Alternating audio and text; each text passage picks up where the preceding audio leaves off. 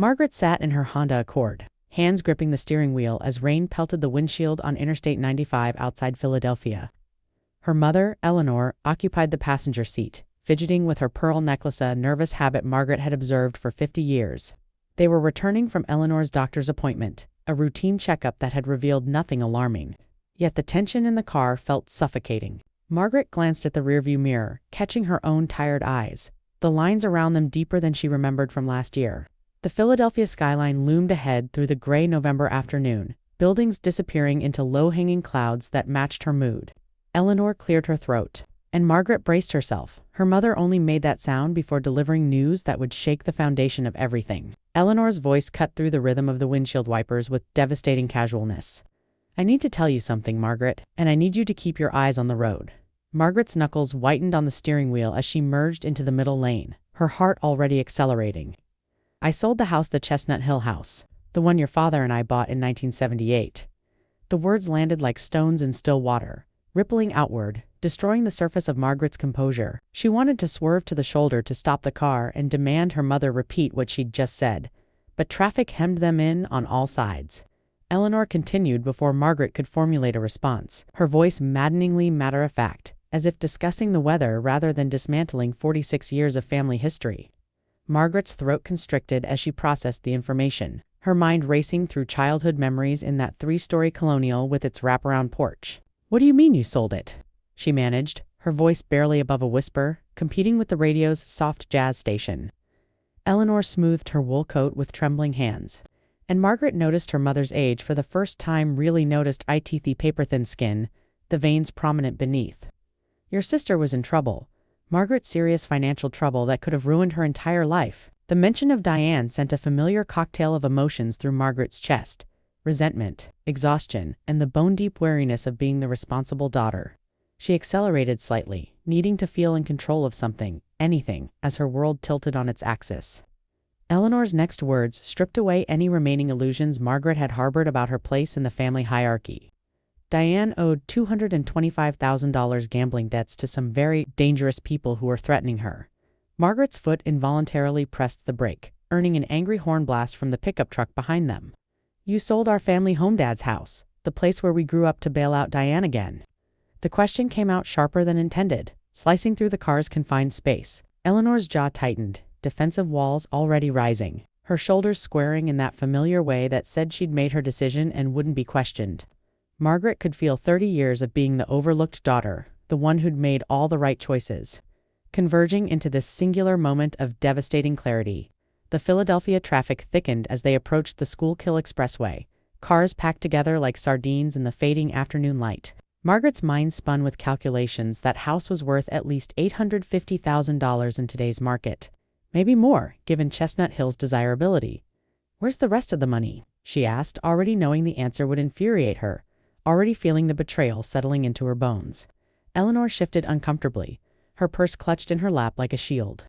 "I gave Diane another $100,000 to help her get back on her feet. Start fresh, find a proper therapist." Margaret laughed, a harsh, bitter sound that surprised them both, echoing in the car's interior. The woman she'd been 30 minutes ago, before this revelation, felt like a stranger now, someone naive enough to believe family loyalty ran both ways.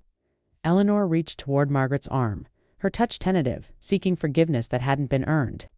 "You don't understand what it's like to watch your child destroy themselves, Margaret, the sleepless nights, the constant worry." Margaret jerked her arm away, her focus fixed on the road ahead, on the taillights blurring through unshed tears. "And what about me, Mom? What about the daughter who visited you every week, who managed your finances after Dad died, who canceled her vacation to help you through pneumonia last winter?" The questions hung heavy between them, years of unspoken resentment finally given voice. Eleanor's silence was answer enough. Margaret had always been the stable one, the one who didn't need saving, so her needs had never seemed urgent. As they exited onto Germantown Avenue, Margaret realized with brutal clarity that she'd been playing a rigged game her entire life, and it was time to stop playing by everyone else's rules. The Victorian row houses of Germantown passed by in a blur as Margaret navigated the familiar streets toward her mother's current apartment. Eleanor had moved there 6 months ago, claiming the big house was too much to maintain alone, and Margaret had helped with every aspect of the transition. Now she understood the real reason Linner had already been planning to sell, already prioritizing Diane's crisis over any consultation with her other daughter. Margaret pulled into the parking lot of Eleanor's building, a renovated factory converted into senior living apartments, its brick facade warming in the streetlights. She shifted into park, but didn't turn off the engine, her hands still gripping the wheel as if letting go meant surrendering to the chaos. Eleanor unbuckled her seatbelt slowly, clearly reluctant to leave the conversation unfinished. Her face pale in the dashboard's glow, Margaret finally turned to face her mother fully, seeing not the woman who'd raised her but a stranger who'd made an irreversible choice. Eleanor's eyes pleaded for understanding that Margaret couldn't yet give. Diane is fragile. Margaret, she always has been, even as a child. You know that, Margaret. Did know, had watched her younger sister stumble through life, while everyone rushed to catch her, again and again. And what am I, Mom? What have I been all these years if not the daughter who held everything together while Diane fell apart?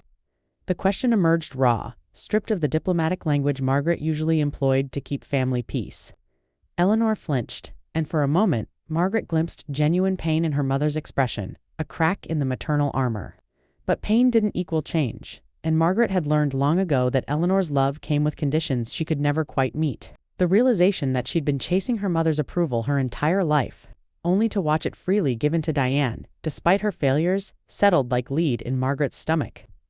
Eleanor gathered her purse and shopping bag from the appointment, moving with the careful deliberateness of someone navigating a minefield. Your father would have wanted me to help her. Margaret, you know how he worried about Diane. Margaret's laugh this time was quieter, sadder, tinged with resignation rather than anger.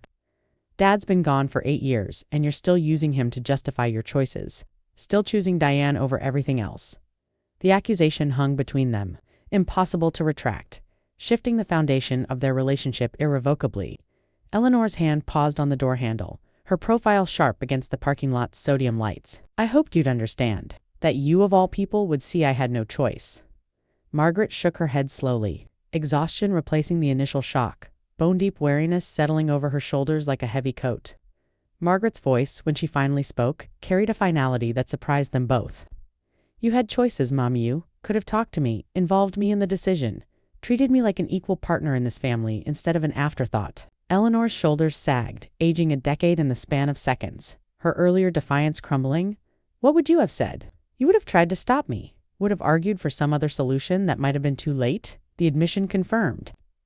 Margaret's worst suspicion, Eleanor had deliberately excluded her, had known Margaret would object and chosen secrecy over honesty. Margaret felt something fundamental shift inside her, a tectonic plate of family loyalty moving, creating new territory she'd never explored. You're right, Margaret said quietly, each word carefully chosen, weighted with meaning. I would have stopped you, because enabling Diane has never helped her, has never made her stronger, has only taught her that someone will always clean up her messes. Eleanor opened the car door, letting in the November cold, the smell of approaching winter and dying leaves. I'm your mother, Margaret, and I don't need your permission to make decisions about my own property. The words stung, deliberately distancing, establishing hierarchy when Margaret had hoped for partnership. Margaret nodded slowly, accepting the truth she'd been avoiding in Eleanor's eyes. She would always be the child who didn't require attention because she didn't demand it loudly enough. You're absolutely right, Mom. It was your house, your decision, and I respect that. Eleanor paused halfway out of the car. Sensing the shift in Margaret's tone, the goodbye embedded in her agreement, Margaret continued, her voice steady despite the trembling in her chest. But understand this time, done being the daughter you can take for granted. The one you assume will always be there, regardless of how you treat her. The words felt like breaking chains, terrifying and liberating simultaneously. Eleanor turned back fully, alarm replacing her earlier defensiveness, recognition dawning that she'd miscalculated Margaret's capacity for acceptance. What are you saying, Margaret? You're my daughter. Nothing changes that. Margaret met her mother's gaze directly, seeing herself reflected in Eleanor's worried eyes 50 years old, finally claiming her own worth. Everything's changed, Mom. You just haven't realized it yet. Eleanor stood in the open door, cold air flooding the car's interior, her mouth opening and closing without sound. I'll always love you, Margaret added, gentleness softening the blow. But love doesn't mean accepting treatment that diminishes me, that tells me my value is less than Diane's. She reached across and squeezed her mother's hand briefly, a gesture of affection without reconciliation. Eleanor stepped out fully, standing in the parking lot as Margaret shifted into reverse, watching her mother's figure shrink in the rearview mirror, understanding that some distances once created can never fully close. Margaret drove through Germantown's darkening streets, her hands steadier now despite the emotional earthquake still rumbling through her chest. The row houses gave way to more commercial areas, pizza shops and corner stores lighting up against the early evening. Ordinary people living ordinary lives, unaware that Margaret's world had just fundamentally reorganized itself. She turned onto Lincoln Drive, following it toward Mount Airy, where her own modest townhouse waited. The home she'd bought with her own money, mortgaged through her own credit. Her phone buzzed in the center, consoled probably Eleanor, already calling to smooth things over, to pretend the confrontation hadn't happened. Margaret ignored it, needing space to process, to decide who she wanted to be in this new reality where her mother's choices no longer dictated her reactions. The Wissahickon Creek ran parallel to the road, dark water reflecting streetlights, flowing inevitably forward, and Margaret felt herself flowing with it. Her townhouse on Carpenter Lane welcomed her with warm windows and the security system's familiar beep.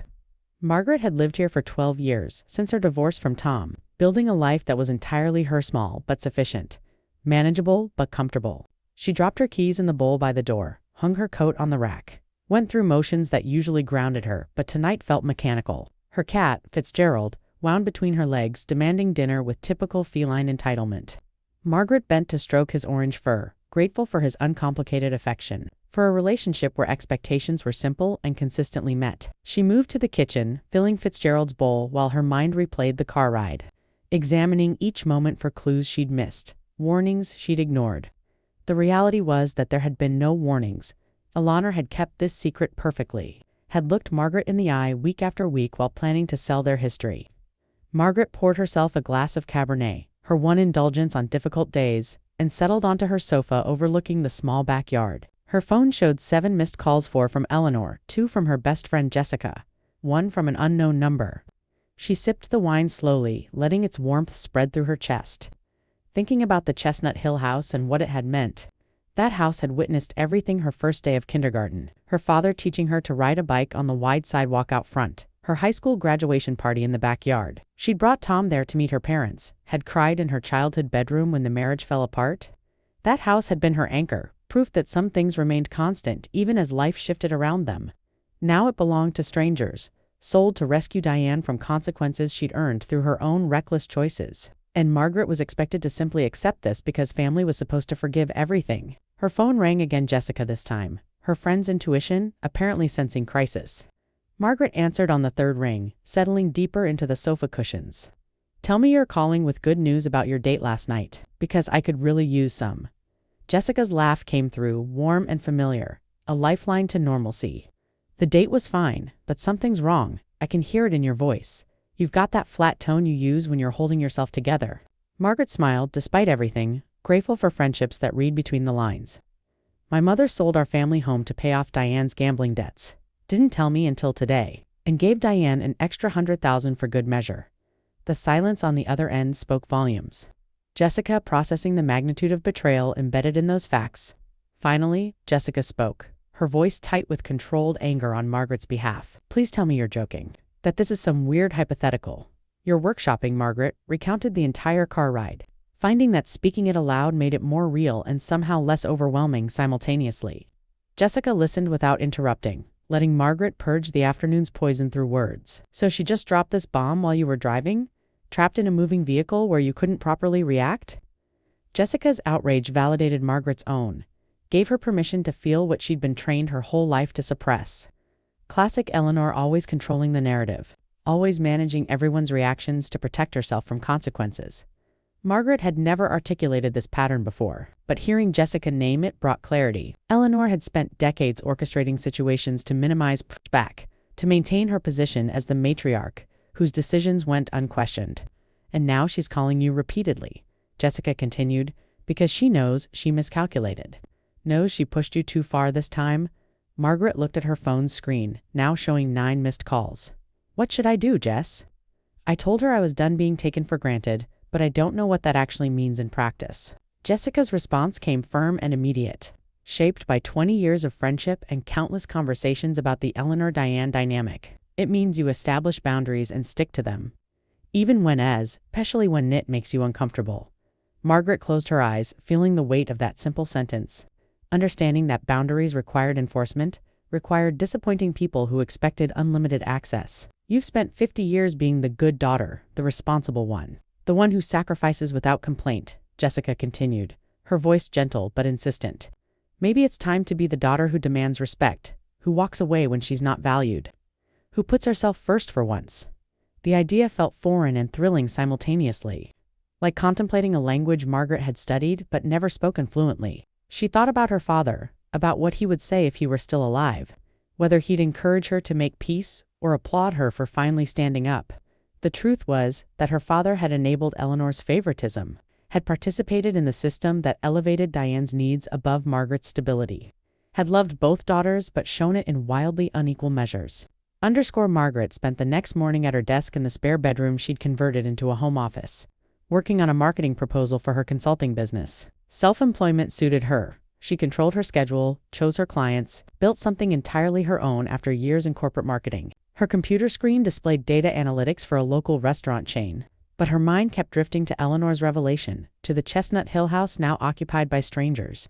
She wondered if the new owners appreciated the garden her father had cultivated, whether they'd kept the built-in bookshelves he'd installed in the living room.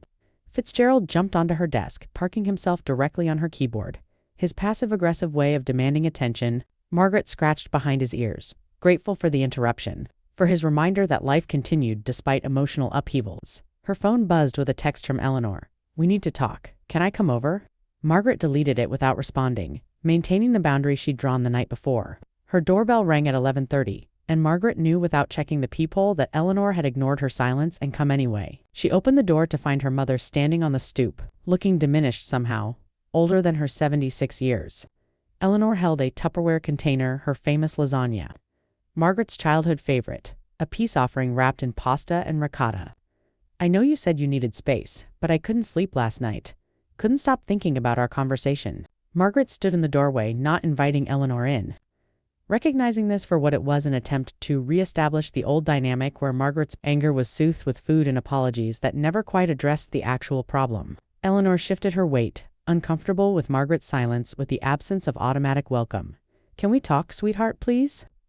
The endearment felt manipulative now, designed to soften Margaret's resolve. Margaret took the lasagna but remained, blocking the entrance, her body language clear. "Thank you for this, but I'm not ready to talk yet." Eleanor's eyes filled with tears, real ones, Margaret noted, not the manipulative crying Diane deployed so effectively. "You're my daughter, Margaret, and I love you. I know I made mistakes, but shutting me out completely seems extreme." Margaret felt the familiar pull toward reconciliation, toward minimizing her own hurt to ease her mother's discomfort. But Jessica's words echoed in her mind. "Boundaries require enforcement. I'm not shutting you out completely, Mom. I'm taking time to figure out what our relationship looks like going forward." Eleanor reached for Margaret's hand, but Margaret stepped back slightly, maintaining distance. "What does that mean? How long will you punish me for trying to help your sister?" the question revealed. Eleanor's fundamental misunderstanding: she saw Margaret's boundary as punishment rather than self-preservation. Margaret took a deep breath, choosing her words carefully. "I'm not punishing you, I'm protecting myself from a pattern that's been damaging me for decades." Eleanor's face crumpled, but Margaret continued, needing to finish this thought. "You sold our family home without consulting me, gave Diane hundreds of thousands of dollars while I've never asked you for a penny, and you did it because you knew I'd object? That's not a mistake, Mom, that's a choice that told me exactly where I rank in your priorities." Eleanor clutched her purse, her composure fracturing further with each of Margaret's words. "That's not fair. Margaret, you've always been the strong one, the one I didn't have to worry about." There it was, the argument Margaret had anticipated, the rationale that had governed their family dynamic for 50 years. Being strong doesn't mean I don't need support, doesn't mean I should be ignored or taken for granted. Margaret felt herself gaining clarity even as Eleanor lost ground, articulating truths she'd never fully formed before. "You assumed my stability meant I didn't matter as much, that I'd always be there regardless of how you treated me?" Eleanor shook her head vehemently, rejecting this interpretation. "That's not what I thought. I just knew Diane would fall apart completely without help, and you would find a way to be okay." Margaret smiled sadly, recognizing the twisted logic, the way strength was punished rather than rewarded. "You're right. I will be okay, but that doesn't mean what you did was acceptable. Doesn't mean I should just swallow my hurt and move on like nothing happened." Eleanor tried a different approach, her voice taking on the reasonable tone she used when negotiating difficult situations. "What do you want from me, Margaret? What would make this right? The question should have felt like progress, but Margaret recognized it as strategy. Eleanor, wanting to fix the immediate problem without addressing the underlying disease. I don't know yet, Margaret admitted honestly. I need time to process to figure out who I am in this family, now that I understand how expendable I've been. Eleanor flinched at the word expendable, but Margaret didn't soften it. You're not expendable, you're essential. You're the backbone of this family. Margaret shook her head slowly, sadly. No, Mom, I'm the supporting cast member you call when the lead actress is unavailable, and I'm tired of playing that role. She could see Eleanor struggling to understand, decades of her own narrative colliding with Margaret's new perspective. The gap between them had never felt wider. A chasm created not by anger but by fundamental differences in how they experienced the same family. Eleanor descended the 3 steps to the sidewalk, defeated, the lasagna having failed to accomplish its mission. How long will you need? Days, weeks? Margaret leaned against her doorframe, exhausted from the emotional labor of maintaining her boundary against her mother's hurt. I don't know, and that's okay. I'm allowed to take the time I need without giving you a schedule. Eleanor nodded slowly, acceptance warring with frustration on her lined face. Your sister is asking about you, wondering why you're not returning her calls. Margaret hadn't noticed any calls from Diane, which wasn't surprising. Her sister only reached out when she needed something. Did Diane know? The question emerged sharply, cutting through Eleanor's deflection. Did she know you were selling the house to pay her debts? Eleanor's guilty silence was answer enough. Margaret felt fresh anger rise, cold and clarifying. Of course she knew, and she let you do it without objecting, without considering what it would cost you or mean to me. Eleanor opened her mouth to defend Diane, then closed it, recognizing the futility. Margaret watched her mother walk to her car, an aging woman who'd sacrificed the wrong things for the wrong daughter, and felt pity mixing with her anger, pity for them both, trapped in patterns neither seemed able to break. Margaret returned to her office, the lasagna cooling on her kitchen counter, a tangible reminder of her mother's failed peace offering. She tried to focus on her work, but concentration proved impossible. Her mind circling the central question, what did she actually want? Did she want Eleanor to apologize more convincingly, to somehow undo the sale? To choose Margaret over Diane for once? None of those felt quite right. Felt like solutions to the actual problem. What she wanted, Margaret realized, was to stop waiting for her mother to see her value, to stop measuring her worth by Eleanor's approval or Diane's needs. Her phone buzzed this time, Diane, finally calling, probably prompted by Eleanor's report of Margaret's rebellion. Margaret stared at her sister's name on the screen, feeling nothing where love should be, nothing where concern should reside. She let it go to voicemail, returning to her spreadsheet, choosing her work over family drama for perhaps the first time in her life. The voicemail notification appeared minutes later, and Margaret's curiosity won out over her intention to ignore it. Diane's voice came through bright and casual, as if nothing had happened, as if she hadn't just accepted a $250,000 bailout funded by their family home. Hey Mags, Mom said you're upset about the house situation. I just wanted to reach out, see if we could talk about it. Margaret marveled at the audacity, at Diane's ability to frame catastrophic financial rescue as a situation, something manageable and temporary rather than life-altering. I know, it seems like a lot, Diane continued, her voice taking on the placating tone she used when managing Margaret's reactions. But I was in real trouble, and Mom insisted on helping. I didn't ask her to sell the house. The lie sat heavy between them, even across voicemail, and Margaret wondered if Diane actually believed her own revision of events. Call me back when you get a chance. I miss you, and I hate that this is creating tension between us. The message ended, and Margaret saved it rather than deleting it. Evidence of her sister's fundamental inability to take responsibility. Jessica called during Margaret's lunch break, checking in as she'd promised she would. How are you holding up? Did Eleanor ambush you at home? Margaret laughed despite herself.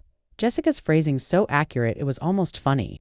She came by with lasagna and tears, tried to guilt me into immediate forgiveness. Jessica made a disgusted sound. Classic manipulation and, let me guess, she made it about how hard this is for her. How much she's suffering because you're upset. Margaret confirmed this with a murmur, spreading hummus on a pita while balancing her phone against her shoulder. You know what struck me most? Margaret said, articulating a thought that had been forming all morning. She never actually apologized for what she did. She apologized for making me upset, for the tension between us, but not for the actual choice to sell the house without telling me. Jessica was quiet for a moment, letting that distinction land. That's because she doesn't think she did anything wrong. Doesn't think she owes you equal consideration because she's convinced herself that Diane's needs are more urgent than yours. Margaret moved to her living room window, watching November winds scatter leaves across Carpenter Lane, neighbors coming and going with their predictable routines. Diane called too, acting like this is just a misunderstanding, like I'm overreacting to a minor inconvenience. Jessica's response was immediate and vehement. That house was your inheritance, Margaret, not just a building, but your father's legacy, your childhood, your connection to family history. Margaret hadn't let herself think about inheritance, about the financial implications of Eleanor's choice. I suppose legally it was Mom's to do with as she wanted, and I'd never have demanded she leave it to me. Jessica made an exasperated noise. That's not the point. The point is that normal parents consider all their children when making major decisions, especially decisions that affect family assets worth almost $1 million. The sum still felt unreal, too large to fully comprehend. She gave Diane essentially everything she had, Jessica continued, and gave you nothing except the expectation that you'd understand and forgive. The analysis was accurate and painful, stripping away any remaining pretense that Eleanor's choice had been equitable. Margaret settled into her reading chair, Fitzgerald claiming her lap immediately, his purr a comforting vibration. The thing is, Jess, I don't think I would have wanted the house anyway. It's too big, too expensive to maintain, full of memories that aren't all happy. Jessica hummed thoughtfully. But you would have wanted the choice, would have wanted to be part of the decision, would have appreciated your mother treating you like an adult whose opinion mattered. Yes, that was it. Exactly, not the house itself, but the exclusion, the message that Margaret's input was irrelevant. So what now? Jessica asked gently. What does this boundary you're setting actually look like in practice? Margaret stroked Fitzgerald's soft fur, considering. I think it means I stop being available for everything Eleanor needs. Stop dropping my life whenever she calls. Stop being the daughter she can depend on while treating Diane like the favorite child who needs constant rescue. Jessica was quiet, and Margaret could hear her friend's concern through the silence. Are you sure, Marg? That's a big change, and you can't undo it once you start down that road. Margaret understood. Jessica's warning her friend worried that Margaret would regret this decision, would damage her relationship with Eleanor beyond repair. I'm 50 years old, Margaret said slowly, testing the words as she spoke them. I've spent half a century trying to earn my mother's approval by being responsible, by not causing problems, by making her life easier. She paused, gathering courage. And it hasn't worked. She still chose Diane, still gave her everything while assuming I'd be fine with nothing. Jessica sighed, and Margaret could picture her friend shaking her head. You're right, and I support you completely. I just want you to be sure to count the cost. Margaret appreciated the gentle challenge, the way Jessica pushed her to think beyond the immediate hurt. The cost of maintaining the status quo is higher, Margaret said finally. It's costing me my self-respect, my sense of worth, my ability to value myself when my own mother clearly doesn't. The words felt true and terrible, an indictment of family dynamics she'd always excused. Then I'm with you, Jessica said firmly. Whatever you need, whenever you need it, to have me. Underscore that evening, Margaret drafted an email to both Eleanor and Diane. She needed to say this once, clearly without emotional interruption. The cursor blinked on her laptop screen, the blank page, both terrifying and liberating. She wrote slowly, carefully, choosing words that were honest but not cruel, firm but not vindictive. Mom and Diane, I'm writing because I need to establish some boundaries going forward. Margaret paused, rereading the opening, satisfied with its directness. Mom, your decision to sell the Chestnut Hill house to pay Diane's debts was yours to make, and I respect your legal right to do so. She wanted that clear. She wasn't challenging Eleanor's ownership, wasn't claiming rights she didn't have. However, the way you handled it, keeping it secret, excluding me from any discussion, only telling me after it was done, showed a fundamental lack of respect for me as your daughter and equal. Margaret's hands trembled slightly as she typed, adrenaline flooding her system as she committed these thoughts to words. I need you to understand that I'm not willing to continue our relationship as it has been, with me always available and accommodating while being treated as less important than Diane. Margaret continued, addressing Diane directly now, years of unspoken resentment channeling into carefully constructed sentences. Diane, I love you as my sister, but I'm exhausted from watching you create crisis after crisis while everyone rushes to save you. She knew this would hurt, knew Diane would react with either anger or tears, but truth mattered more than comfort now. You've received hundreds of thousands of dollars from our mother. Our childhood home was sold to rescue you, and I've never heard you express genuine gratitude or take responsibility for the choices that led to this situation. Margaret reread the paragraph, making sure her tone was factual rather than accusatory. I hope you get the help you need, real help. not just financial bailouts that postpone consequences without addressing the underlying problems. She meant this sincerely. Wanted recovery for Diane, even as she withdrew her own enabling participation. But I can no longer be part of the cycle where your crises dictate everyone's lives, while my stability is taken for granted. The final paragraph took longest to write. Margaret struggling to articulate what she needed without issuing ultimatums. Going forward, I need space to figure out what healthy relationships with both of you look like. She deleted and rewrote this sentence 3 times before settling on its current version. This doesn't mean I'm cutting you out of my life permanently, but it does mean I won't be available the way I have been. Margaret knew this was vague, but couldn't be more specific when she didn't yet know her own boundaries. I won't be responding to phone calls or texts for the foreseeable future, and I won't be attending family gatherings until I've had time to process everything that's happened. This felt drastic, writing it down, seeing it in black and white, but Margaret knew herself well enough to know she'd cave to pressure if she allowed direct contact. I need you both to respect this boundary, to give me the time I'm asking for without trying to negotiate or change my mind, she added one final sentence, softening the blow without retracting her stance. I love you both, and I hope we can eventually build better relationships, but that can only happen if there's genuine change in how we treat each other. Margaret sat back, rereading the entire email twice, checking for anything unnecessarily harsh or potentially misunderstood. It was good, clear, firm, honest, and as kind as truth allowed. Her finger hovered over the send button, understanding this was the point of no return, the moment she chose herself over family peace. Fitzgerald rubbed against her arm as if sensing her hesitation, his simple presence grounding her. Margaret thought about the Chestnut Hill house one more time. About the girl she'd been in those rooms, always trying to be good enough to matter. That girl deserved this email, deserved a woman who would finally stand up for her worth. Margaret clicked send before she could second-guess herself, watching the email disappear into the digital void, carrying with it her declaration of independence. The relief was immediate and surprising. A lightness spreading through her chest where tension had lived for so long she'd forgotten what ease felt like. She closed her laptop, poured another glass of wine, and allowed herself to feel proud of the boundaries she'd just drawn. The responses came within 20 minutes, first from Eleanor, then from Diane, exactly as Margaret had predicted. Eleanor's email was long, emotional, filled with protests, and please, you can't just shut us out. This is so unfair. I'm your mother and deserve respect too. Margaret read it once without responding, noting how Eleanor made herself the victim, how she focused on her own hurt rather than acknowledging Margaret's. Diane's email was shorter, alternating between defensiveness and guilt-tripping. I can't believe you're blaming me for Mom's choices. I didn't force her to sell the house.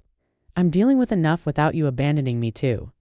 Margaret saved both emails in a folder labeled Family but didn't reply, maintaining the boundaries she'd just established. Her phone began ringing, Eleanor first, then Diane. Then Eleanor again, and Margaret turned it to silent, placing it face down on her coffee table.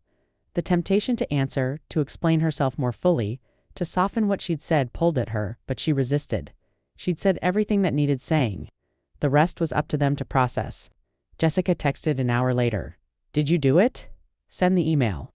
Margaret confirmed with a simple yes, adding, feels terrifying and right simultaneously. Jessica's response came quickly. Proud of you. Now comes the hard parts, ticking to it when they push back. Margaret knew her friend was right, knew that Eleanor and Diane would test this boundary repeatedly, would try every angle to restore the old dynamic. She also knew herself, knew her tendency to cave under pressure, to sacrifice her needs for family harmony. This time had to be different. Margaret spent the evening reading, deliberately not checking her phone, not refreshing her email, giving herself permission to exist outside her family's drama. Fitzgerald curled beside her, content in his simple cat life, and Margaret envied his ability to live entirely in the present moment. Tomorrow would bring new challenges, new attempts to breach her boundaries. But tonight she would rest in the uncomfortable triumph of finally choosing herself first. Margaret woke early the next morning, her sleep having been fitful, populated with dreams of the Chestnut Hill house.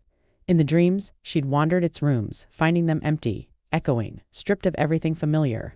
The symbolism wasn't subtle, and Margaret lay in bed processing the grief she'd been avoiding. That house was gone, sold to strangers, and she'd never walk its halls again. Never touch the banister her father had refinished. Never stand in the kitchen where Eleanor had taught her to bake. The loss felt physical, a hollowing in her chest, but underneath the grief ran something else, relief. She was free now from the illusion that family would somehow magically become what she needed it to be. Margaret rose, showered, dressed for her morning run through the neighborhood routine as sanctuary. normalcy as resistance. The November air bit her cheeks as she stretched on her front steps, and she welcomed the cold's clarifying sharpness. It's a reminder that she was alive and moving forward. Her running route took her through Mount Airy's residential streets, past other Victorians and row homes where ordinary families lived their ordinary dramas. Margaret wondered if any of them were grappling with similar revelations, similar moments of clarity about family dynamics they'd tolerated too long. Probably dysfunction was democratic, crossing all boundaries of class and race and geography. She increased her pace, pushing her 50-year-old body harder than usual, needing the physical exertion to match her emotional state.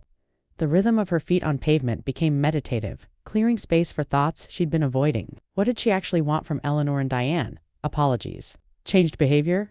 Or simply to be left alone to build a life free from their constant drama? Margaret turned onto Sedgwick Street, catching her breath at the hill's crest, overlooking the neighborhood she'd made home. She realized she didn't need anything from them, didn't need apologies that wouldn't be genuine, didn't need promises that wouldn't be kept. She needed only to release them, to let go of expectations that had never been realistic. Margaret finished her run energized, despite the emotional heaviness, endorphins temporarily brightening her mood. She returned home to find a text from her daughter, Lily, who was studying abroad in Barcelona semester program that had stretched Margaret's budget but seemed to be transforming her. Mom, Grandma called me upset about some email you sent.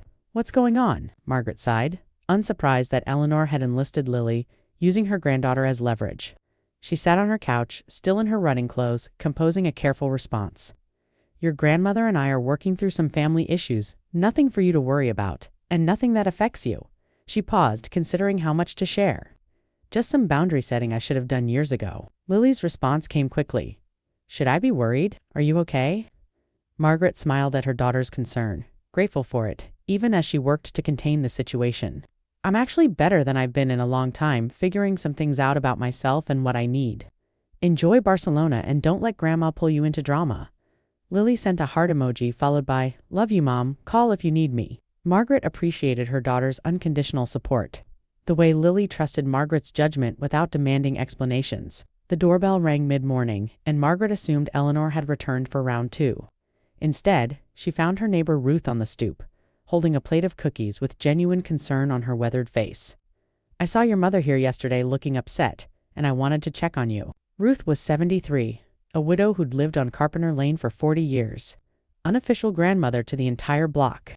Margaret invited her in, grateful for the distraction and Ruth's no-nonsense perspective. They settled in Margaret's kitchen, Ruth automatically starting tea while Margaret arranged the cookies on a plate. Family trouble? Ruth asked directly, her sharp eyes missing nothing. Margaret gave her the abbreviated version, trusting Ruth's discretion and valuing her wisdom. Ruth listened without interrupting, dunking her teabag with methodical precision. When Margaret finished, Ruth was quiet for a long moment, considering her words. My daughter did something similar, Ruth finally said, chose one child over the other so consistently that my son eventually stopped coming around. Margaret leaned forward, hungry for perspective from someone who'd navigated these waters. Do you regret it? Wish you'd handled it differently? Ruth met Margaret's gaze directly, her honesty uncompromising. I regret losing my son, but I understand why he left. I was asking him to accept treatment no decent person should tolerate. Margaret felt validation wash through her, permission from an elder to trust her own judgment. The thing is, Ruth continued, I thought I was doing right by my daughter, thought she needed me more because she struggled more. Margaret heard Eleanor's exact rationale echoed in Ruth's words. But what I actually did was teach her that struggling got rewarded, that making good choices got ignored, and that her brother's feelings didn't matter as much as hers. Ruth sipped her tea, sadness clouding her expression. My son and I reconciled eventually, but it took years, and our relationship never fully recovered. Some damage can't be undone. Margaret absorbed this, understanding Ruth was offering both warning and encouragement. So you think I'm doing the right thing? Setting boundaries? Ruth reached across the table, patting Margaret's hand with her papery one. I think you're doing the brave thing, and sometimes brave and right are the same. Margaret felt tears threaten, moved by Ruth's simple affirmation. Your mother may come around, may not, but either way, you'll know you stood up for yourself. And that matters more than family peace, purchased at the cost of your self-respect. Ruth left after an hour, taking her empty plate, but leaving Margaret with renewed resolve. Margaret spent the afternoon working, successfully immersing herself in her clients' needs, grateful for professional challenges that had clear solutions. Her phone remained silent except for work calls, and she wondered if Eleanor was actually respecting her boundary or simply regrouping for a new strategy. The silence felt suspicious, too easy after yesterday's barrage. Margaret decided not to question it, to accept the reprieve and use it productively. She finished her proposal by 4 o'clock, emailed it to her client, and rewarded herself with an early glass of wine on her back patio. The November sun slanted low through bare trees, painting her small yard an amber light. Margaret thought about the Chestnut Hill house's massive backyard, the garden parties her parents had hosted, the childhood games she and Diane had played under those old oaks. Those memories belonged to a different life, a different Margaret who hadn't yet understood her own worth. This Margaret, sitting in her modest yard with her earned glass of wine, felt more solid, more real, even in her grief. The weekend passed quietly. Margaret filling her hours with errands and household tasks, deliberately not checking if Eleanor or Diane had responded to her email. Saturday brought grocery shopping and cleaning. Sunday involved a long lunch with Jessica and an afternoon organizing her home office. The normalcy felt both comforting and strange, as if she'd been holding her breath for weeks and only now remembered how to exhale. Jessica reported during lunch that she'd received a call from Eleanor. She wanted me to convince you to call her to tell you that you're overreacting. Margaret wasn't surprised. What did you tell her? Jessica grinned wickedly. I told her that if she wanted to talk to you, she should respect your boundaries and wait for you to be ready. Margaret raised her wineglass in salute. You're a good friend. They clinked glasses, and Jessica's expression turned more serious. I also told her that what she did selling the house without consulting you was incredibly hurtful, and that she needed to genuinely understand why you're upset before expecting forgiveness. Margaret felt a rush of affection for her friend's loyalty. I'm guessing she didn't take that well. Jessica laughed. She hung up on me. Actually, apparently, honesty isn't what she was looking for. Monday morning brought Margaret back to her work routine, a video call with her restaurant client to present the marketing proposal. The meeting went well. Her client impressed with her analysis and excited about implementation. Margaret felt proud of her work, of this business she'd built from nothing after her divorce. Proof that she could create success without family support. She'd learned marketing in corporate America, spent 15 years climbing that ladder before Tom's affair and subsequent departure had forced her to rebuild. The divorce had been devastating, but also clarifying. She'd discovered strengths she hadn't known she possessed. Learned she could survive and even thrive alone. That lesson served her now, reminded her that losing Eleanor's approval wouldn't destroy her any more than losing Tom's marriage had. She was already complete, already whole, with or without family validation. The realization felt revolutionary, shifting something fundamental in how she moved through the world. Her calm was interrupted Tuesday morning by a certified letter requiring signature. Margaret signed for it with trepidation, recognizing Eleanor's return address. Inside was a formal letter from an attorney, not a lawsuit, thankfully, but a document outlining the financial details of the house sale and Diane's debt settlement. Margaret read it slowly, her hands trembling slightly, understanding that Eleanor had sent this to prove she'd been justified, to show that Diane's situation had been as dire as claimed. The letter confirmed that Diane had owed $225,000 to various creditors, including some that Eleanor described as dangerous criminal elements. The house had sold for $847,000, with closing costs and Eleanor's remaining mortgage reducing the net proceeds to approximately $740,000. After paying Diane's debts and giving her the additional $100,000, Eleanor retained roughly $415,000. The numbers were stark. Undeniable proof that Eleanor had essentially split her assets between supporting Diane and maintaining her own retirement. Margaret wasn't mentioned anywhere in the financial summary, not even as someone who'd been informed or consulted. Margaret set the letter aside, processing what it revealed beyond the numbers. Eleanor had sent this to justify herself, to make the case that she'd had no choice. That Diane's situation had been genuinely dangerous. Maybe it had been. Margaret didn't doubt that Diane's gambling had spiraled into genuinely threatening territory, but that didn't change the fundamental issue. Eleanor had made a massive decision affecting family assets without including Margaret, had prioritized Diane's immediate crisis over Margaret's long-term standing. The letter also revealed that Eleanor had kept $415,000 NIF to live comfortably for years, if managed properly, yet she'd still framed the situation as if she'd sacrificed everything for Diane.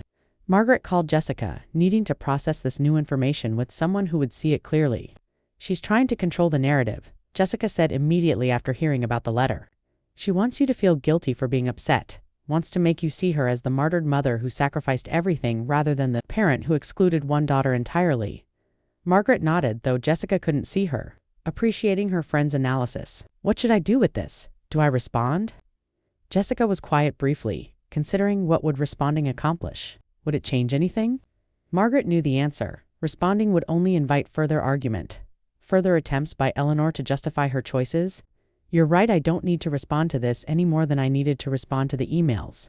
Jessica agreed firmly. She's trying to draw you back into engagement on her terms. Don't take the bait. Margaret filed the letter in her family folder, alongside the unanswered emails, creating a record she hoped she'd never need but kept anyway. The rest of Tuesday passed uneventfully, and Margaret felt herself settling into her new normal life, where Eleanor and Diane existed on the periphery rather than the center, where their drama didn't dictate her emotional state. It felt foreign, but increasingly comfortable, like breaking in new shoes that would eventually fit perfectly. Wednesday brought Thanksgiving planning. Margaret had been invited to Jessica's family celebration, grateful to avoid the inevitable awkwardness of Eleanor's table this year. She'd never missed a family Thanksgiving before, and the approaching holiday represented a clear demarcation between her old life and this new one she was building. Thursday morning, Margaret woke to 3 feet of snow, a freak November storm that had arrived overnight, transforming Philadelphia into a winter wonderland. Schools closed, businesses delayed opening, the city slowing to accommodate nature's unexpected gift. Margaret stood at her window with coffee, watching neighbors emerge to shovel driveways, children already building snowmen despite the early hour. Her phone showed a text from Eleanor. Roads are terrible, Lar. You okay? Do you need anything? Margaret stared at the message, recognizing it as a lifeline thrown across the boundaries she'd established. Eleanor testing whether emergency could bypass Margaret's withdrawal. She wanted to respond, wanted to confirm she was safe and had everything she needed, but she also knew that any response would be interpreted as reconciliation, as permission to resume contact. Margaret compromised, sending a brief reply. I'm fine, thanks. Hope you're safe too. No invitation to conversation, no emotional elaboration, just basic acknowledgement of concern. Eleanor's response came immediately. Can we please talk? This separation is breaking my heart. Margaret read it twice, feeling the pull toward guilt, toward fixing her mother's discomfort. She didn't respond, setting her phone aside and returning to her coffee, to the peaceful snow scene outside her window, choosing serenity over family drama even as it cost her emotionally. The snow continued through Thursday, accumulating nearly 6 inches by afternoon, coating Philadelphia in pristine white that briefly obscured the city's usual grit. Margaret spent the day indoors, finishing client work and reading a novel she'd been meaning to start for months. The forced stillness felt appropriate, matching her internal state. She was hibernating emotionally, giving herself space to heal before engaging with the world fully again. Fitzgerald prowled the house restlessly, unimpressed by the weather that prevented his usual outdoor adventures. Margaret envied his simple concerns, his ability to be annoyed by snow without existential angst about family dynamics. Evening brought a phone call from Lily, not a text this time but an actual call, which usually meant something serious.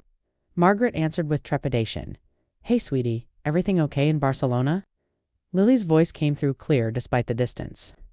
I'm fine, Mom, but I wanted to talk about Grandmosh. She called me again, really upset, saying you've cut her off completely. Margaret sighed, recognizing Eleanor's escalation strategy. If Margaret wouldn't listen, recruit Lily to apply pressure.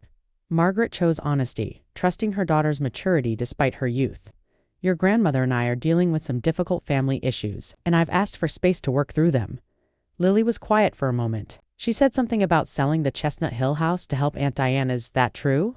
So Eleanor had shared that much, framing it her way, no doubt. Yes, that's true.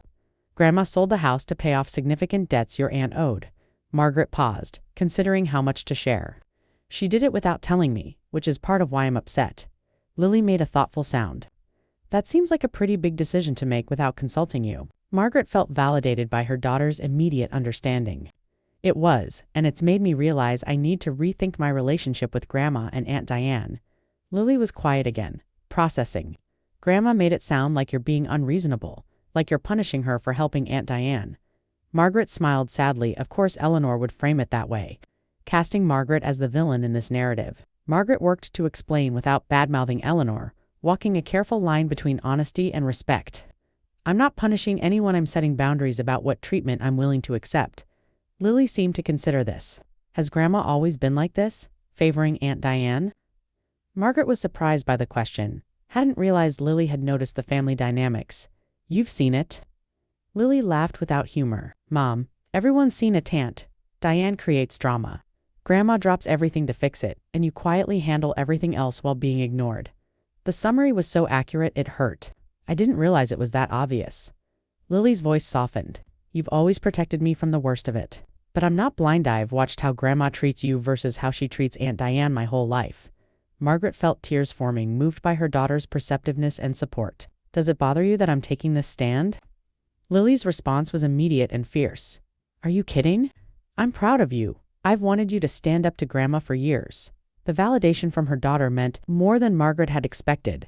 Confirmation that she wasn't overreacting or being unreasonable.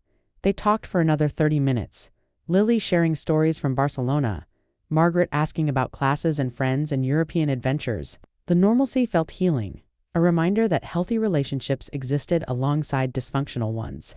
Before hanging up, Lily returned to the family situation one more time. Mom, don't let Grandma guilt you into backing down. You deserve better than how she's treated you. Margaret promised to stay strong, grateful for her daughter's support. After they disconnected, Margaret sat in the gathering darkness, not bothering to turn on lights, letting the snow's reflected glow illuminate her living room. She thought about Lily's observation that she'd been protecting her daughter from family dysfunction, wondering what else she'd normalized or hidden over the years. The pattern of protecting others from Eleanor's favoritism had extended even to the next generation, and Margaret decided it stopped now. Lily deserved to see relationships modeled authentically, to learn that boundaries were healthy, that self-respect mattered more than family peace. Friday brought continued snow and a surprise visit from Diane. Margaret saw her sister's car pull up through the window and debated not answering the door. But curiosity won. What could Diane possibly say that would justify this visit? Margaret opened the door to find Diane huddled in an inadequate jacket, shivering dramatically on the stoop. Can I come in? I'm freezing. Margaret stepped aside wordlessly, letting Diane enter but not offering warmth beyond shelter. Diane shed her wet jacket, looking around Margaret's home as if cataloging its modest comfort. Nice place. I haven't been here since you moved in, have I? Margaret knew this wasn't true. Diane had been here multiple times, had stayed for 2 weeks after her last crisis, but rewriting history was one of Diane's specialties. What do you want, Diane? Margaret kept her voice neutral, refusing to make this easy. Diane's expression shifted to wounded innocence. I'm your sister, Do. I need a reason to visit. Yes, Margaret thought, but didn't say because you never visit without needing something. Diane settled onto Margaret's couch without invitation, making herself comfortable with the ease of someone who'd never doubted her welcome anywhere. Mom is really upset. Mag, she's barely sleeping, crying all the time. Completely devastated by this fight with you. Margaret remained standing, refusing to settle into what Diane clearly hoped would be a lengthy conversation. This isn't a fight, Esme, establishing boundaries about treatment. I'm no longer willing to accept. Diane rolled her eyes, a gesture so characteristically dismissive that Margaret felt her temper spike. You're being dramatic, Mom helped me out of a jam, and you're acting like she committed some crime. Margaret counted to 5 internally, choosing her words carefully. Mom sold our childhood home without consulting me to bail you out of consequences you created through your own choices. Diane's face flushed, anger replacing her earlier false warmth. Those consequences would have gotten me killed. Do you understand that? I owed money to people who don't accept payment plans. Margaret did understand, had read Eleanor's lawyer's letter, but that didn't change the fundamental issue. Margaret moved to the window, putting distance between herself and Diane, needing space to maintain her composure. I'm sorry you were in danger, truly. I don't want anything bad to happen to you. Diane started to interrupt, but Margaret continued firmly. But that doesn't mean Mom's solution was the right one, or that I should just accept being completely excluded from a decision that affected family assets worth almost $1 million. Diane stood, agitation making her restless. What did you want her to do? Call a family meeting while I was getting threatened? Wait for your approval while I was in danger? The questions were designed to make Margaret feel guilty, to reframe her boundary as selfishness. I wanted her to treat me like an equal member of this family, Margaret said quietly. I wanted to be considered, consulted, valued, but that's never been how things work, where you're concerned, has it? Diane's face hardened, her mask of concern dropping entirely. You've always been jealous of me, always resented that Mom and I are close. Margaret laughed, genuinely surprised by this interpretation. Jealous. Of what exactly? Your gambling addiction, your constant crises, Your inability to support yourself at 48 years old? The words were harsher than Margaret intended, crossing a line she usually respected. Diane recoiled as if slapped, her eyes filling with tears that might have been genuine. I knew a time you looked down on me, thought you were better than me because you have your shit together. Margaret felt a pang of guilt but pushed through it. I don't think I'm better than you, Diane. I think I'm tired of watching you create disasters that everyone else has to clean up while never taking responsibility or making lasting changes. Diane grabbed her jacket, yanking it on with shaking hands. You want to know why Mom didn't tell you? Because she knew you'd react exactly like this, knew you'd judge me and her and make everything about your hurt feelings instead of my actual survival. Margaret walked to the door, opening it to the cold and snow, ready for this conversation to end.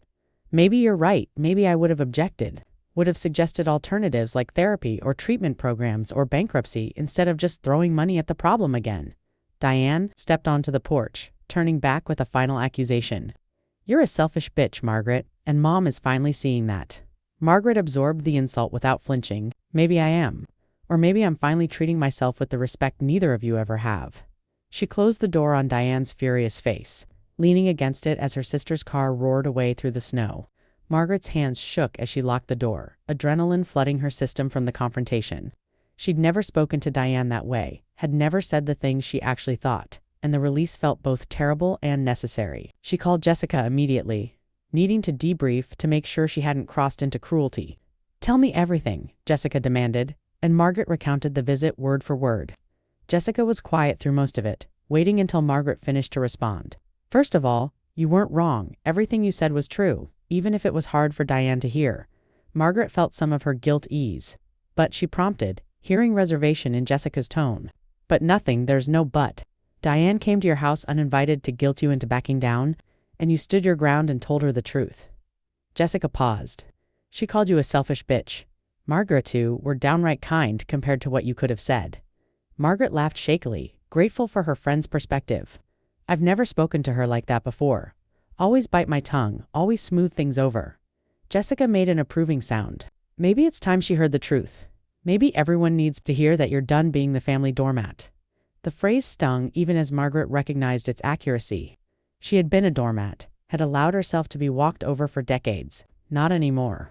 The weekend after Diane's visit passed quietly. Margaret deliberately avoiding her phone and email, maintaining her boundary despite knowing it was costing her family relationships. She felt lighter somehow, unburdened by expectations she'd carried so long, she'd forgotten they were removable.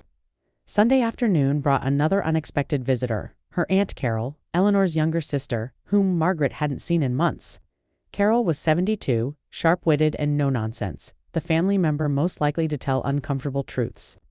Margaret welcomed her warmly, genuinely pleased by this visit, unlike Diane's intrusion. They settled in the kitchen with tea, Carol declining anything stronger despite the late hour. I'm here because Eleanor called me crying asking me to talk sense into you. Margaret wasn't surprised. And are you? Going to talk sense into me? Carol smiled, her weathered face creasing with genuine affection. Depends on your definition of sense. I'm certainly going to tell you what I think, but you might not consider it sensible. Margaret relaxed slightly, sensing an ally rather than another adversary. Carol sipped her tea, organizing her thoughts before speaking. Your mother made a terrible mistake. Margaret not in helping Diane, necessarily, but in how she did it. Excluding you completely and assuming you'd just accept it. Margaret felt validation wash through her. I've told Eleanor this repeatedly, Carol continued. But she's convinced herself she was right. That she was protecting Diane, and you're being unreasonable. Margaret nodded, unsurprised by Eleanor's framing. The thing is, Carol said carefully, Eleanor has always favored Diane. Even when we were growing up together, she gravitates toward neediness, toward crisis, because it makes her feel useful. This was a new perspective, reframing Eleanor's behavior as psychological pattern rather than deliberate cruelty. My sister is a good woman with a blind spot the size of Pennsylvania where Diane is concerned. Carol set down her tea, meeting Margaret's eyes directly. She genuinely doesn't see how she's treated you differently. How she's taken your strength for granted while rewarding Diane's weakness. Margaret felt tears threaten having this acknowledged by family. By someone who'd known them all for decades, meant everything. Carol reached across the table, squeezing Margaret's hand with surprising strength. You're doing the right thing, setting boundaries. I told Eleanor the same thing. That she needs to respect your space and genuinely reflect on her behavior. Margaret felt hope stir. Do you think she will? actually reflect and change? Carol's expression turned rueful. Honestly, probably not. Your mother is 76 years old, and people rarely fundamentally change at that age, especially when it requires admitting they've been wrong for decades. The assessment was bleak, but felt truthful. So what do I do? Margaret asked, hearing the plaintiveness in her own voice, the child who still wanted her mother's love. Carol considered carefully. You decide what relationship you can have with Eleanor as she is, not as you wish she were. The advice echoed things Jessica had said, things Margaret had been avoiding accepting. You let go of the fantasy that she suddenly see your worth, suddenly prioritize you equally, suddenly become the mother you needed. Carol's voice was gentle but firm. And you build a life that's fulfilling regardless of whether Eleanor ever changes. They talked for another hour. Carol sharing stories from Eleanor and her own childhood that illuminated patterns Margaret had never fully understood. Eleanor had always been drawn to rescuing, had rescued Carol from various childhood scrapes, had married Margaret's father partly because he'd needed someone stable after his mother's death. Your mother defines herself by being needed, Carol explained, which means she unconsciously gravitates toward people who need her and overlooks those who don't. Margaret saw her entire childhood through this new lens. She'd been too competent, too self-sufficient. So Eleanor had focused elsewhere. It's not your fault, Carol added, reading Margaret's expression. You couldn't have been different than you were, and you shouldn't have had to be. The problem is Eleanor's, not yours. Before leaving, Carol hugged Margaret tightly. I'm proud of you, sweetie. It takes courage to stand up to family, to risk everything for self-respect. Margaret clung to her aunt, grateful for this unexpected support. Will you tell Mom what we discussed? Carol shook her head. My conversations with you stay with you, but I will keep trying to help Eleanor see reason for what little good it'll do. Monday brought December, a new month that felt appropriately symbolic of Margaret's new life. She woke feeling more settled, more certain of her choices despite their cost. Her business thrived. She'd picked up 2 new clients the previous week, and her reputation in Philadelphia's restaurant community was growing. Work gave her purpose and validation independent of family. Proof that she had value beyond being Eleanor's responsible daughter or Diane's stable sister. She spent the morning on client calls, the afternoon drafting marketing strategies, evening planning for her Thanksgiving with Jessica's family. That coming Thursday, the holiday would be different this year. The first Thanksgiving she'd ever spent without Eleanor, and Margaret felt both grief and relief at the prospect. Part of her wanted to reach out to offer some kind of olive branch that would make the holiday less painful for everyone. But Carol's words echoed. You decide what relationship you can have with Eleanor as she is, not as you wish she were. Margaret wasn't ready for any relationship yet. Needed more time to heal before determining what shape their future connection might take. Tuesday evening brought the first break in Margaret's email silence. She opened her computer to find a message from Diane with the subject line, I'm sorry. Margaret stared at it for several minutes before opening it, bracing for whatever manipulation or justification it contained. The email surprised her. Margaret, I've been thinking about what you said during my visit, and you were right about a lot of things. I have been creating disasters for people to clean up, and I haven't taken real responsibility for my gambling problem. Mom found me a therapist who specializes in addiction, and I've been seeing her twice a week. I've also joined Gamblers Anonymous and haven't placed a bet in 10 days. I know 10 days isn't much, but it's a start. I'm not writing to ask for forgiveness or to guilt you into talking to Mom. I'm writing because I owe you an apology. You've been a good sister to me, and I've taken that for granted while resenting you for having your life together. That's my issue, not yours. I hope someday we can have a better relationship, but I understand if you need space for a while. I'm working on myself, trying to be better. Love, Diane. Margaret read the email 3 times, searching for manipulation or hidden agenda, but finding only what appeared to be genuine contrition. She didn't respond immediately, needing time to process whether this represented actual change or temporary performance. Jessica's response when Margaret forwarded it was cautious. It sounds good, but words are easy. Watch for sustained changed behavior before trusting it. Margaret agreed, knowing that Diane had promised reform before only to relapse into old patterns. But something in this email felt different. Maybe the specifics of therapy and GA meetings. Maybe the acknowledgement of resentment. Maybe just the fact that Diane hadn't demanded anything from Margaret. She drafted a brief response. Diane, thank you for your email and for the apology. I'm glad you're getting help and hope you stick with it. I do need continued space from family right now, but I appreciate you respecting that. Take care of yourself, Margaret. She sent it before she could overthink, extending the smallest olive branch without committing to reconciliation. Thanksgiving Day arrived, bright and cold. Philadelphia streets decorated for the upcoming Christmas season despite it being only late November. Margaret drove to Jessica's house in Roxborough, a bottle of wine and homemade dessert in her passenger seat offerings for a family that wasn't hers but had welcomed her anyway. Jessica's parents were warm and welcoming, her siblings loud and funny, their children chaotic and delightful. Margaret felt herself relaxing into the celebration, laughing genuinely for the first time in weeks, grateful to be somewhere her presence was wanted rather than expected. During dinner, as Jessica's father carved the turkey and everyone talked over each other, Margaret caught Jessica's eye across the table. Her friend smiled and Margaret mouthed, "Thank you," receiving a wink in response. This was what family could be: chosen rather than obligated, supportive rather than draining, a source of joy rather than stress.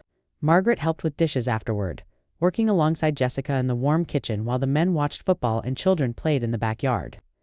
Jessica bumped Margaret's shoulder companionably as they dried plates. "How are you doing? I know this is your first holiday away from Eleanor." Margaret considered the question honestly. "Better than I expected," sad sometimes, but mostly relieved. Jessica nodded, understanding. "Any regrets?" Margaret shook her head. "Not about the boundary, maybe, about how I said some things to Diane. But not about the actual decision to step back." They worked in comfortable silence for a few minutes before Jessica spoke again. "Diane's email seemed promising," Margaret agreed cautiously. "Time will tell if it's real change or just temporary reaction. Either way, it's not my responsibility to manage her recovery." Jessica grinned. "Listen to you, all boundaried and self-respecting. I'm so proud." Margaret laughed, flicking water at her friend.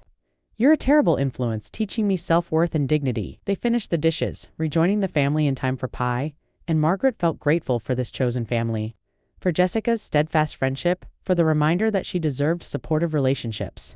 The week after Thanksgiving passed quickly, December bringing year-end deadlines for Margaret's clients and increased pressure to deliver results before the holiday season fully arrived. Margaret threw herself into work, grateful for the distraction, for challenges she could solve through effort and expertise. Friday evening found her exhausted but satisfied.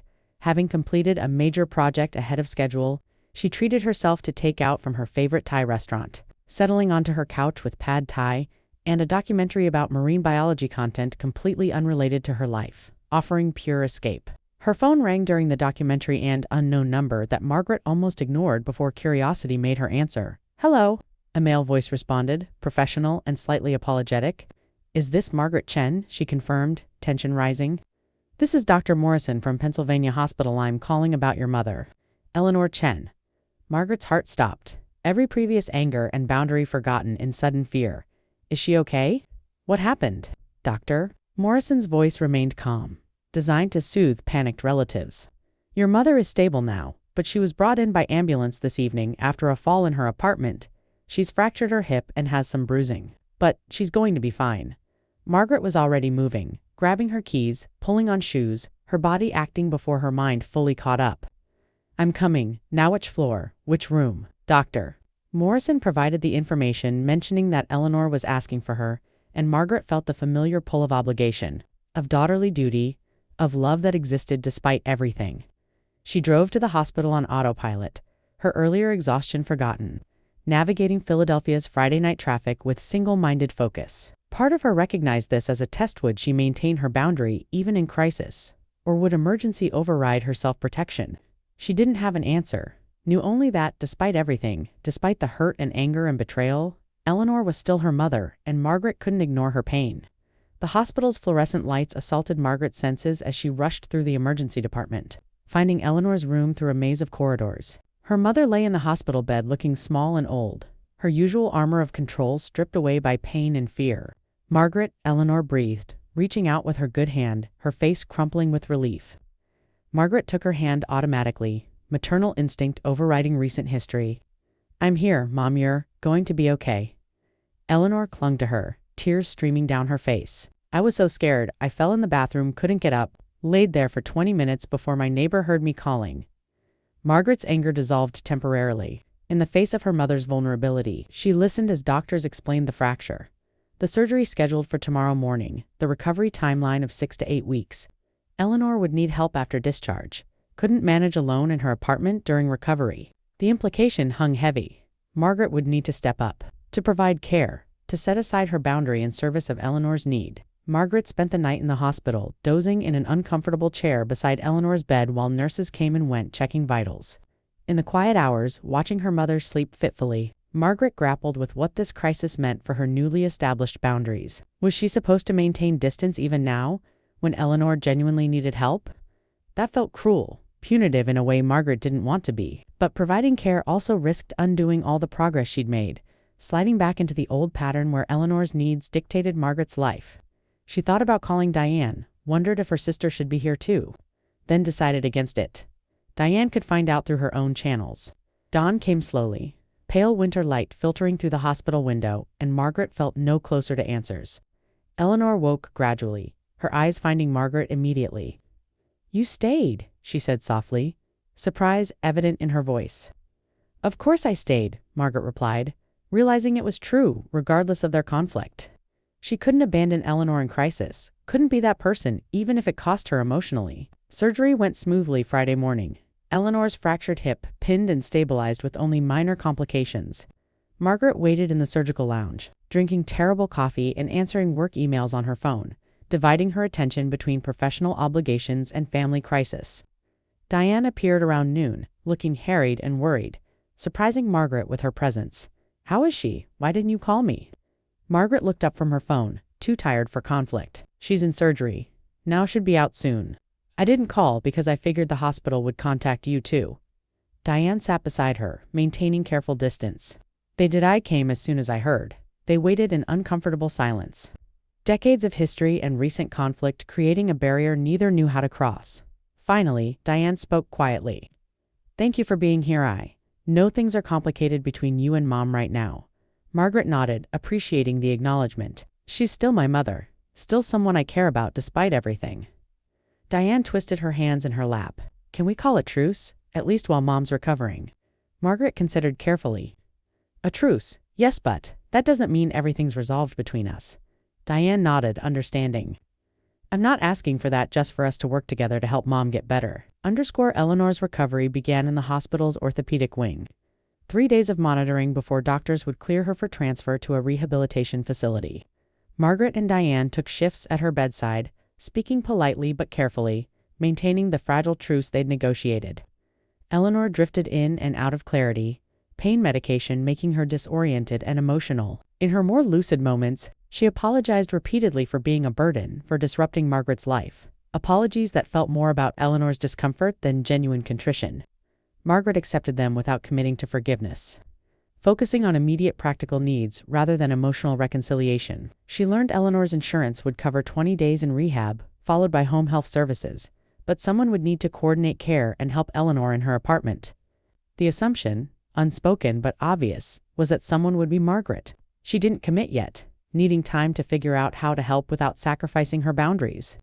Sunday afternoon, while Diane was visiting and Margaret took a break in the hospital cafeteria, she received a call from Carol.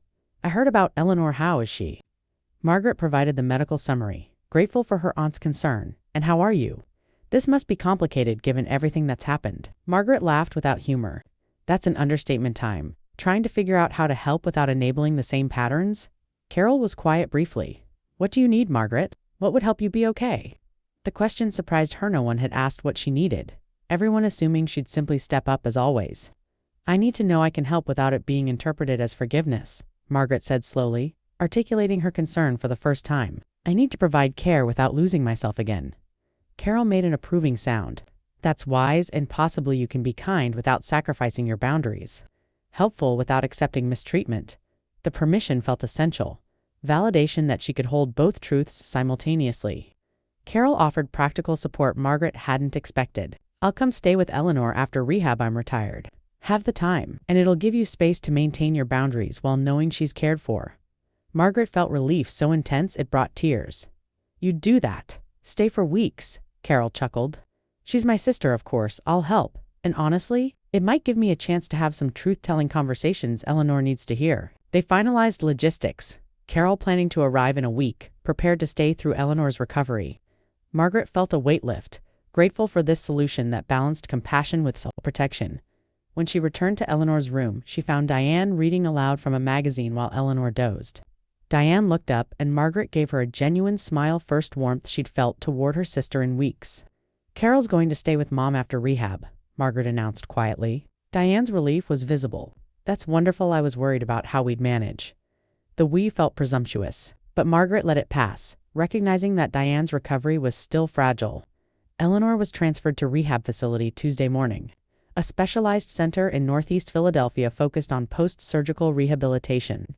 Margaret handled the logistics while Diane stayed with Eleanor, the sisters falling into complementary roles that felt both familiar and different. Margaret found herself able to help efficiently without feeling consumed, maintaining emotional distance even while providing practical support. She visited Eleanor twice during that first week. Brief check-ins that fulfilled daughterly duty without overcommitting. Eleanor seemed different, subdued by pain and medication, less able to mount her usual manipulations. During one visit, she looked at Margaret with unusual clarity. "I've been thinking about what you said, about how I've treated you." Margaret waited, not helping, needing Eleanor to do this work herself. "I still think I did right by Diane, but I understand I should have talked to you first." It wasn't quite an apology. Wasn't full acknowledgement, but it was more than Eleanor had offered before. Margaret sat carefully on the edge of Eleanor's bed, choosing her words thoughtfully. "I appreciate you saying that, Mom. It's a start." Eleanor looked hopeful, clearly wanting Margaret to declare everything forgiven. To return to their previous relationship, Margaret didn't give her that satisfaction. But one statement doesn't fix years of patterns, doesn't rebuild trust that's been damaged. Eleanor's face fell, hurt flickering across her features. "What do you need from me, Margaret? How do I make this right?" The question echoed the one she'd asked before, but this time Margaret had an answer. "I need you to understand that I'm a person with feelings and needs, not just the responsible daughter you can count on while ignoring." Eleanor flinched but nodded slowly. "I need you to recognize that your relationship with Diane can't keep costing me my dignity and self-respect." Margaret softened her tone slightly. "And I need time for you to show me through actions, not just words, that things will be different." Eleanor reached for Margaret's hand. "I'll try, promise, I'll really try." Margaret squeezed back gently. "That's all I'm asking." The following week brought Carol's arrival, her presence in Philadelphia a gift Margaret hadn't fully appreciated until her aunt walked through the door with suitcases and determination. Carol moved into Eleanor's apartment, transforming it with her efficient competence. Preparing for Eleanor's discharge from rehab, Margaret helped her aunt shop for supplies and organize the space for accessibility. Grateful for Carol's no-nonsense approach. "I'm going to have some hard conversations with Eleanor," Carol warned during one shopping trip. "I want you to know that ahead of time I won't betray your confidence, but I will be frank about patterns I've observed."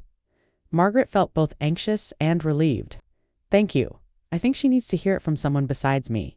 Carol nodded firmly. "She does, and I'm old enough to risk her anger without worrying about consequences." They shared a conspiratorial smile, and Margaret felt for the first time like she had genuine family support.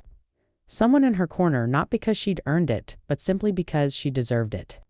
Eleanor came home from rehab just before Christmas, still requiring a walker but substantially improved from the broken woman in the hospital bed. Carol managed her care with brisk efficiency. Establishing routines and boundaries, Eleanor initially resisted but gradually accepted. Margaret visited twice a week, maintaining limited contact that felt sustainable rather than draining. She brought groceries or flowers, stayed for 30-minute conversations before leaving, preserving her energy while fulfilling basic obligations. Diane visited frequently, and Margaret found herself cautiously warming to her sisters. Sustained changes. Diane had maintained therapy and GA attendance, spoke differently about her challenges, seemed genuinely committed to recovery. They weren't close, might never be truly close given their history, but civility felt possible. One evening, leaving Eleanor's apartment after a visit, Margaret ran into Diane in the hallway. They walked to the parking lot together, conversation stilted but not hostile. "How's Ga going?" Margaret asked, genuinely curious. Diane's answer surprised her. "Hard but necessary. Learning a lot about why I gambled, what I was avoiding." Margaret nodded, respecting the vulnerability. "I'm glad you're getting help." They reached their cars and Diane turned to Margaret with uncharacteristic earnestness. "Thank you for not writing me off completely. I know I haven't earned your trust, but I appreciate the chance to maybe rebuild it eventually." Margaret considered carefully. "One day at a time, right?" She borrowed the AAGA phrase intentionally, and Diane smiled recognition. One day at a time.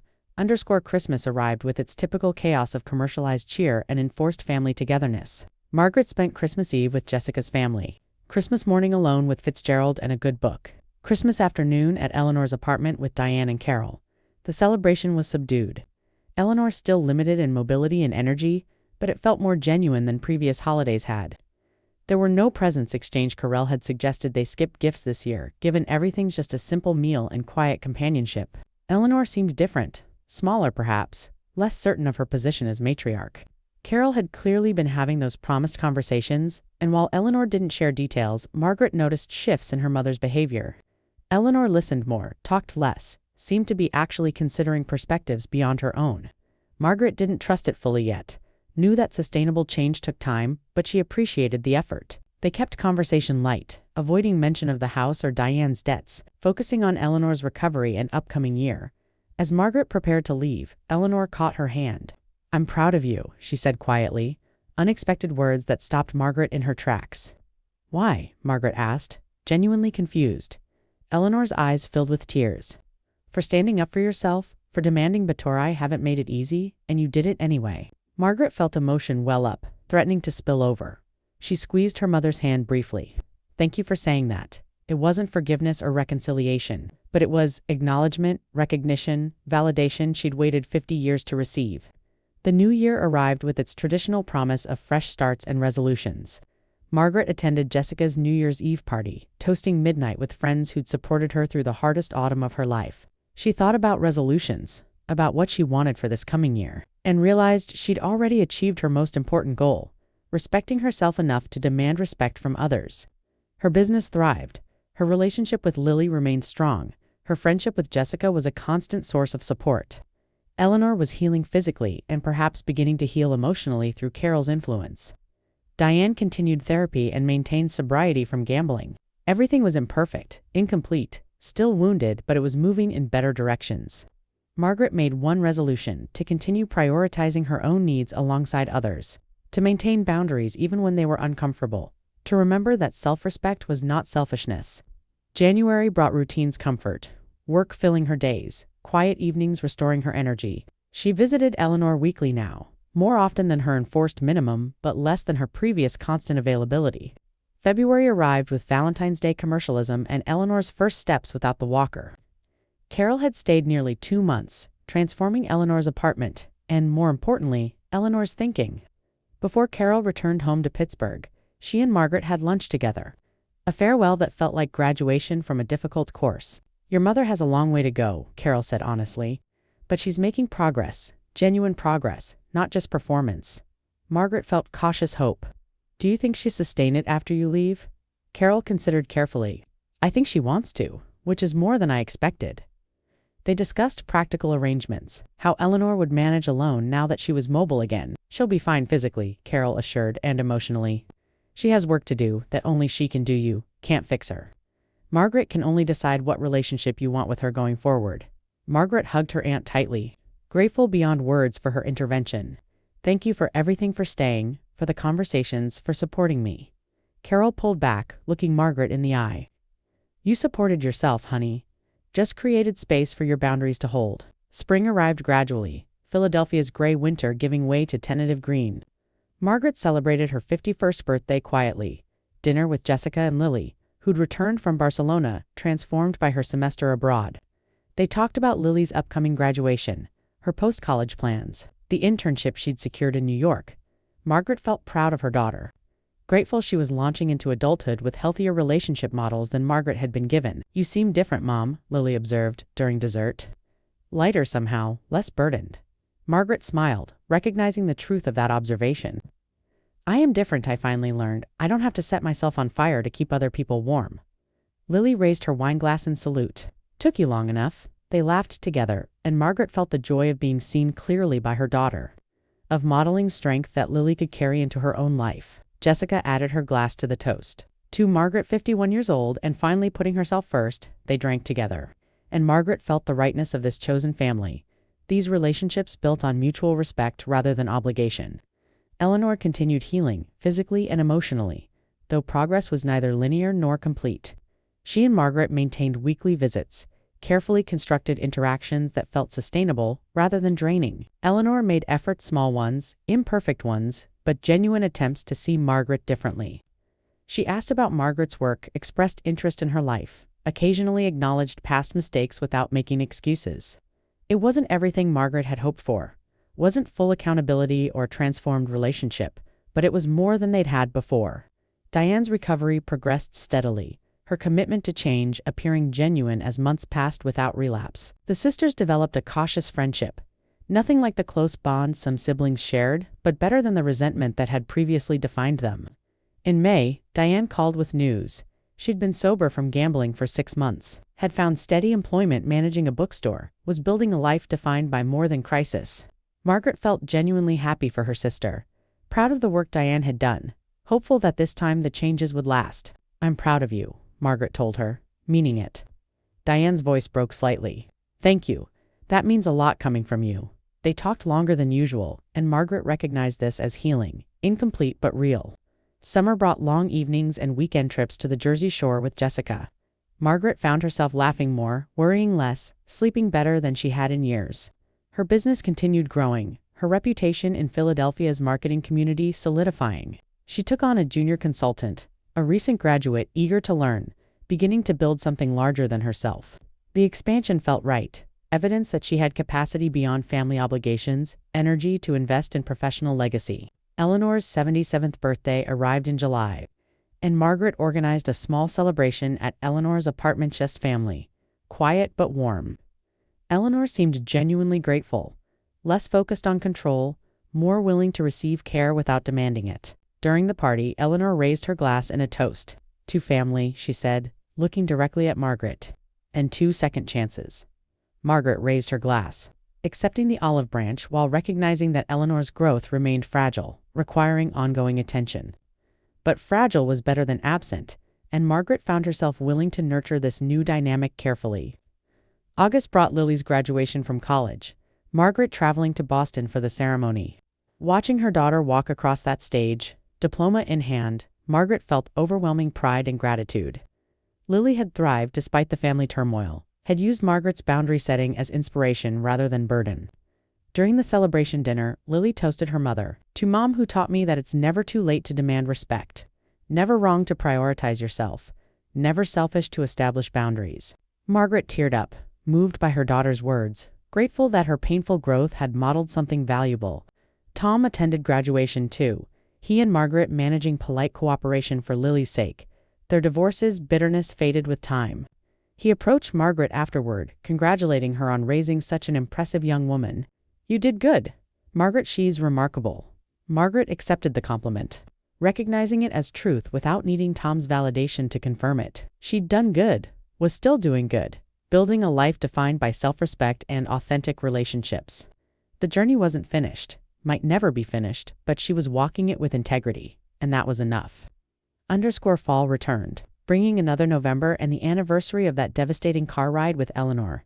Margaret marked the date privately, reflecting on how much had changed in 1 year. She'd lost the illusion of family she'd always wanted, but gained authentic self-knowledge and boundaries that protected her well-being.